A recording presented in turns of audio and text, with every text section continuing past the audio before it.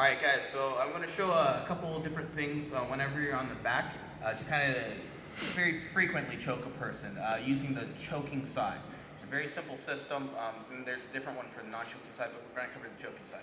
So whenever I'm on the back, I want two hooks here. I want a seatbelt and I want it tight to the chest. Whenever my seatbelt is loose like this, if you're lazy or something like that, you can swim a hand in, and then it becomes really annoying trying to go back into a choke. So whenever I'm here, I want my seatbelt, I want it nice and tight to his chest, like I'm stabbing the chest and covering the wound, keeping myself nice and locked here.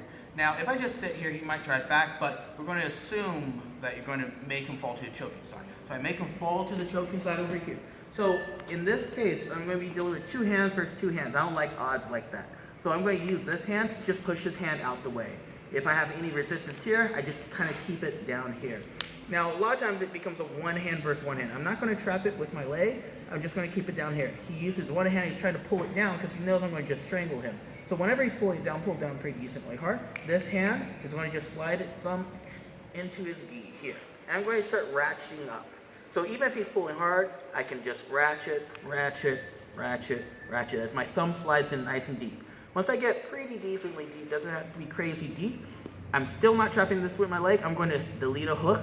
Hook comes out, bring my heel in, and this foot goes from here to across the belly. That'll be pretty useful in a second. Next, I'm going to stretch back. As I stretch back, keep your elbow low. I do this so I can sit up on my elbow. I sit up, my foot goes here, my knee pops out.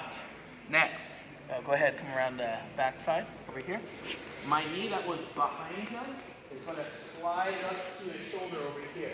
And as I do that, this foot is going towards his hip. So I can come around this side. Coming back.